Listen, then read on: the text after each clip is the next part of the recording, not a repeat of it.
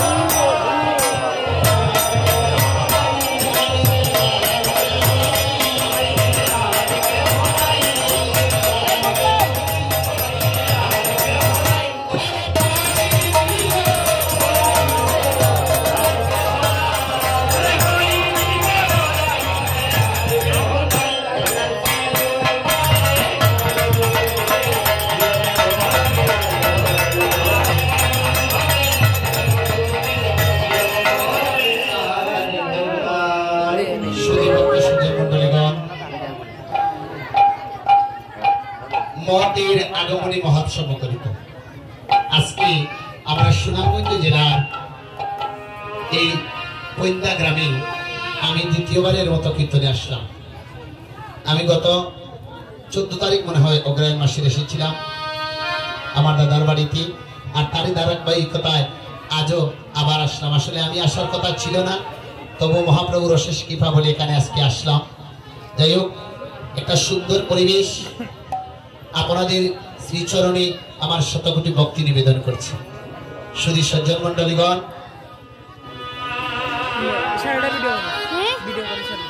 সুধী সজ্জন মন্ডলীগণ, আজকে এই মহাগুরু দায়িত্ব এই মুহূর্তে আমরা যে লীলাকথা আস্বাদন করব, মধ্যাহ্নকালে লীলা সুবল মিলন। তাহলে দেখুন ভক্তগণ, আমি শিশু মানুষ, আমার পক্ষে কীর্তন পরিবেশন করে আপনাদের মনে মনোরঞ্জন সৃষ্টি করার মতো আমার বাসাও নাই, জ্ঞানও নাই। তবে একটা কথা বলি বাবা, আগে রাখতে হবে নিজের প্রতি বিশ্বাস। আমি আমার ভগবানকে দর্শন করব। তাই তো সূর্যদাস আমার বৃন্দাবনের পথে পথে হাঁটে, আর যাকে দেখে তাকে বলে তোমরা কি দেখেছো আমার ভগবান কোথায়? সূর্যদাসে মনে মনে ভাবছে, প্রভু গো আমায় অন্ধ করে জন্ম দিয়েছো, তাতে আমার কোনো দুঃখ নাই, কিন্তু যদি একেবারে আমি তোমার যুগলের চরণে কানা দর্শন করতে পারতাম, আমার এই মানব জন্ম কানা ধন্য হইত প্রভু। এই বলে সূর্যদাসে প্রতিনিয়ত গোবিন্দের চরণে পড়ে নয়ন জলে কাঁদে, আর গোবিন্দকে বলে, গোবিন্দ হে, হে গোবিন্দ, আমি তোমার শ্রী চরণে, গোবিন্দ আমি যেন তোমার শ্রী চরণে, আমি যেন একদিন তোমার যুগল চরণ কানা, আমি যেন তোমার যুগল চরণ দেখিবারে প্রায় প্রভু। এই বলে সূর্যদাস বৃন্দাবনের পথে পথে হাঁটেন বাবা, আর যাকে দেখেন তাকে বলে তোমরা কি দেখেছো আমার ভগবান কোথায়? সূর্যদাস তো নয়নে দেখেন না। একজন লোক সূর্যদাসকে দেখিয়ে বললো, বাবা ওইখানে তোমার ভগবান থাকেন। কোথায় জানেন বাবা? একটা বড় গুহা দেখি বলে এই গুহার মধ্যে তোমার ভগবান আছে। সূর্যদাস গুহার মধ্যে ভগবান আছে মনে করে ওই গুহার মধ্যে পড়ে হায় গোবিন্দ হায় কৃষ্ণ বলে কাঁদতে লাগলো বাবা। ভক্তের ডাকে ভগবান ছুটে আসেন, ভক্ত ডাকে যেখানে ভগবান ছুটে আসেন সেখানে ভক্ত যদি কায়মনে বাক্যে গোবিন্দের চরণে আত্মসমর্পণ করে বলে, প্রভু গো আমি তোমার শ্রী চরণের দাস, ভক্ত বৎসল ভগবান সেই ভক্তকে নিজ গুণে কৃপা করেন বাবা। কিন্তু সূর্যদাস যখন গুহার মধ্যে পড়ে হায় গোবিন্দ বলে কাঁদতে আছে, ভগবান গুহার মধ্যে ছুটে এসে সূর্যদাসকে জড়িয়ে ধরে বললেন, ওগো সূর্যদাস তুমি বলো বলো আমার কাছে কি চাও? সূর্যদাস বলছে, প্রভু গো আমি আর কিছু চাই না, আমি যেন একেবারে নয়নে খুলে তোমার যুগল চরণ দেখিবারে পাই। প্রভু এবারে সূর্যদাসের দুটি নয়নে যখন স্পর্শ করলেন বাবা, সূর্যদাস নয়নে খুলে আবার ভগবানকে দেখতে পেলেন। ওই সময় সূর্যদাস সে ভগবান বলছেন, এবার বলে কি চাও সূর্যদাস? সূর্যদাস বলছে, প্রভু গো আর কিছু চাই না, আমার যে দুটি নয়ন অন্ধ ছিল আবার তুমি আমায় অন্ধ করে দাও প্রভু গো আমার। প্রভু বলছেন জগতের লোক নয়নে খুলে দেখিবারে চায়, আর তুমি বলছো তোমার দুটি নয়ন অন্ধ করে দেব। বলছে জানো প্রভু, আমার এই দুই নয়নের কেবল মাত্র বাসনা ছিল, আমি তোমার যুগল চরণে দর্শন করব প্রভু, কিন্তু এই চরণ দেখে নিয়েছি। এখন যদি ওই দুই নয়ন দিয়ে জড়জাগতিক জগতের মায়ায় পড়ে তোমার যুগল চরণের কথা ভুলে যায়, তাহলে যে আমার ভজন হবে না। তাই আমি হৃদয় রেখে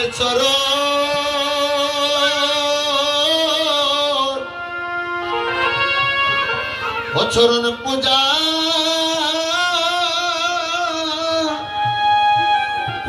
করি, তাই হৃদয়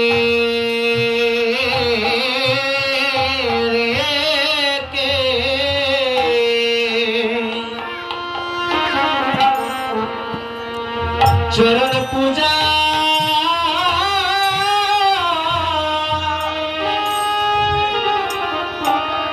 পূজা করি বলি হৃদয়ের চরণ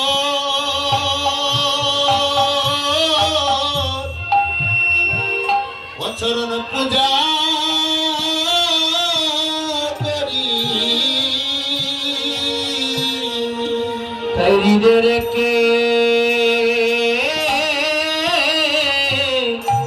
রেখে চরণ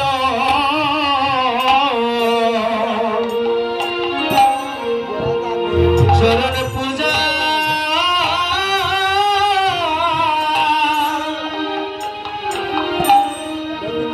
পূজা করি ও প্রভু গো আমি নিধি মন্দিরে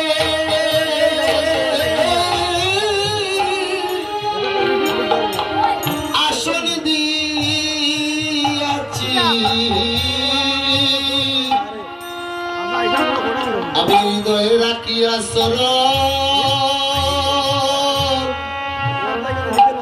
অচরণে পূজা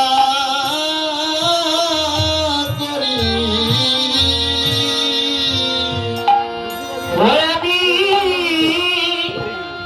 আমি মনে দিলে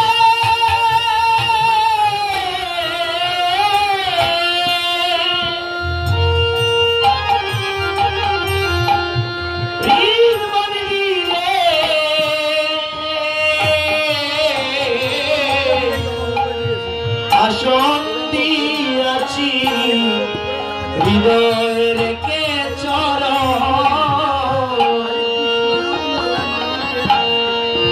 পূজা করি তুমি বিনে আমার নাই কান্নারি প্রভু তুমি বিনে আমার নাই কান্নারি প্রভু গো তুমি বিনে আমার নাই কান্নারি তুমি বিনে আমার প্রভু নাই কান্নারি শুধু ভক্ত সজ্জন মন্ডলীগণ, আজ আমরা এমন এক স্থানে এসেছি বাবা, নিজেকে বড় ভাগ্যবান মনে করছি। আজকে আমরা এই সুনামগঞ্জ জেলা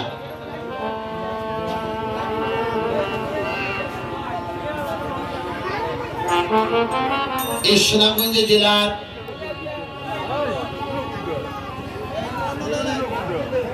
তাইরপুর থানা লাহোর পরগনার পতিতধাম। এই সুনামগঞ্জ জেলার লাহোর পরগনার পতিতধামে আবির্ভূত হয়েছিলেন অদ্বৈত প্রভু, যিনি না আসলে আমার মহাপ্রভু আসতেন না। এই অদ্বৈত প্রভু এসেছিলেন বলে আমার মহাপ্রভু এসেছেন। মহাপ্রভু আসিবার প্রায় 52 বছর পূর্বে আমার অদ্বৈত প্রভু এসে গঙ্গার জল তুলসী পত্র দ্বারা আমার প্রভুকে ডেকেছিলেন বলে আমরা এত সুন্দর সংকীর্তন পেয়েছি বক্তব্য। শাস্ত্রে বলা হয়েছে নাহং তিষ্ঠামি বৈকুণ্ঠে যোগিনাং হৃদয়ে নচ মদ ভক্তা যত্র গায়ন্তী তত্র তিষ্ঠামি নারদ। ভগবান বলেছেন, হে নারদ, আমি বৈকুণ্ঠে থাকি না, আমি যোগীদের মধ্যে থাকি না, আমার ভক্তগণ মিলিয়া যেখানে আমার নামগুণাদি কীর্তন করে আমি সেই স্থানে গিয়ে উপনীত হয়ে যাব। তাই আজ শ্রীবাসঙ্গনে, এই শ্রীবাসঙ্গনে আজ মধ্যাহ্ন সময় কালে আজ গৌর হরি আমার কীর্তনায় আনন্দে মেতে উঠেছে।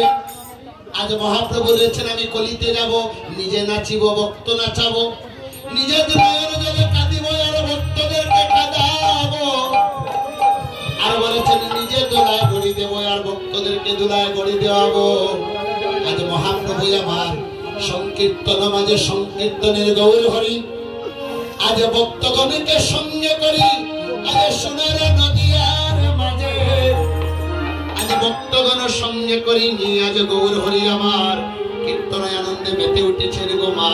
তাই সবাই মিলে হরি বল হরি বল হরি বল হরি বল হরি বল হরি বল ভাই রে হরি বল হরি বল হরি বল ভাই রে হরি বল হরি বল হরি বল ভাই রে নাম বল নামের বল নাই রে হরি হইতে নামে বড় নামের বড় নাই রে হরি হইতে নাম বল নামের বল নাই রে হরি হইতে নামে বড় নামের বড় নাই রে হরি বল হরি বল হরি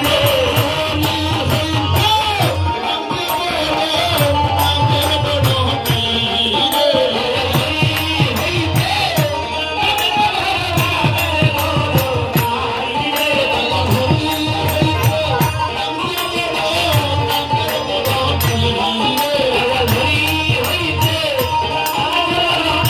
বল হরি বল ভাই রে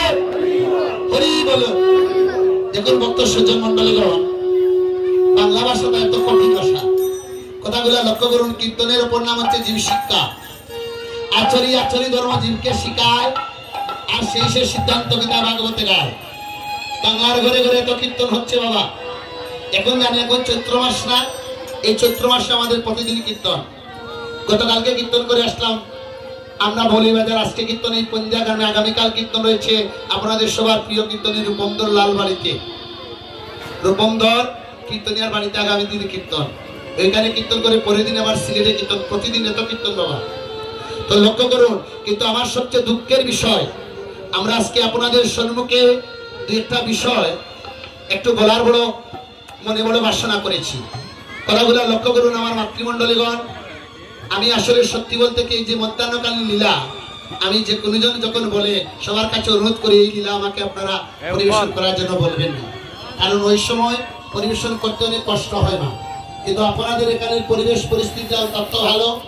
আমি গতদিন বলেছি, কীর্তন করে গিয়েছিলাম, খুব ভালো লেগেছে, বিদায় আবার আসলাম। কথাগুলো লক্ষ্য করুন ভক্তগণ। অর্জুনকে ভগবান শ্রীকৃষ্ণের কাছে বলছেন, অর্জুনকে ভগবান শ্রীকৃষ্ণের কাছে বলছেন, প্রভু আগত কলিতা কেমন হবে? কথাগুলো লক্ষ্য করুন, আগত কলিতা কেমন হবে? ভগবান শ্রীকৃষ্ণ অর্জুনকে বলছেন, যাও অর্জুন, এই দেখো সম্মুখে একটা জঙ্গল আছে, তুমি একটু বেরিয়ে আসো। অর্জুন গিয়ে দেখলেন মা একটা জঙ্গলের মধ্যে পূর্ণ একটা কলসি আর শূন্য 5টা কলসি, অর্থাৎ একটা কলসি জলে পূর্ণ আর চতুর্দিকে শূন্য 5টা কলসি। একটা কলসিতে জল আছে, একটা কলসিতে জল আছে, 5টা কলসিতে জল নাই মা। এর কিছুক্ষণ পরে দেখলেন একটা কলসির জল 5টা কলসিতে দেওয়া হলো, 5টা কলসি পূর্ণ হয়ে গেল। আর এর কিছুক্ষণ পর 5 কলসির জল আবার একত্রিত করিয়া একটা কলসিতে দেওয়া হলো, কিন্তু একটা কলসি পূর্ণ হলো না। অর্থাৎ এক কলসির জলে 5 কলসি ভরে, কিন্তু 5টা কলসির জলে পুনরায় একটা কলসি ভরে না। ওই দৃশ্য দেখা মাত্রই অর্জুনের সে ভগবান শ্রীকৃষ্ণকে বললেন, প্রভু গো, আমি এই দৃশ্যটা দেখে আসলাম। প্রভু বললেন, তুমি কি কিছু বুঝতে পারলে অর্জুন? অর্জুন বলছে, না গো প্রভু, আমি কিছু বুঝতে পারলাম না। এবার ভগবান শ্রীকৃষ্ণ অর্জুনকে বলছেন, তুমি শুনো শুনো অর্জুন, এক কলসি জল দ্বারা যেভাবে 5টা কলসি ভরে, তেমনই ভাবে আগত কলিতে একজন পিতা তার 5টা সন্তানকে জন্ম দিতে পারবে। তেমনি ভাবে আগত কলিতে একজন মা তার 5টা সন্তানকে লালন পালন করতে পারবে। একজন পিতা মাতা তার 5টা সন্তানকে লালন পালন করতে পারবে, কিন্তু 5 কলসি জল দ্বারা যেভাবে পুনরায় একটা কলসি ভরে না, তেমনি ভাবে 5 জন সন্তান মিলিয়া তার একজন পিতা মাতাকে লালন পালন করতে পারবে না। কত 5 সন্তানের মা বৃদ্ধাশ্রমে, কত 5 সন্তানের পিতা গো বাবা বৃদ্ধাশ্রমে। এই কলির যুগে তাই আমার শ্রীমন মহাপ্রভু অদ্বৈত প্রভুর ডাকে সাড়া দিয়ে গঙ্গার জলে তুলসী পত্র দ্বারা আজ অদ্বৈত প্রভু ডেকেছিলেন বলে আমার মহাপ্রভু প্রেমের মূর্তি না আমার প্রেম দিয়ে জগতে বাসাবে বলে কত সুন্দর এই নামে প্রেমে নিয়ে আজ কলিতে অবতীর্ণ হলেন। তাই দেখুন ভক্ত সজ্জন মন্ডলীগণ, আমাদের কীর্তনের উপর নাম যিশিকামি লীলা থেকে আপনাদের সম্মুখে চেষ্টা করবো আপনাদের সম্মুখে উপস্থাপন করবে। তাই দেখুন ভক্তগণ, আজ সংকীর্ণতা দূর করবে বলে আজ গৌরহরি আমার নাচিতে আছেন। তাই মহাজন লীলার পাশ থেকে ভাবছেন আহার নাচে রে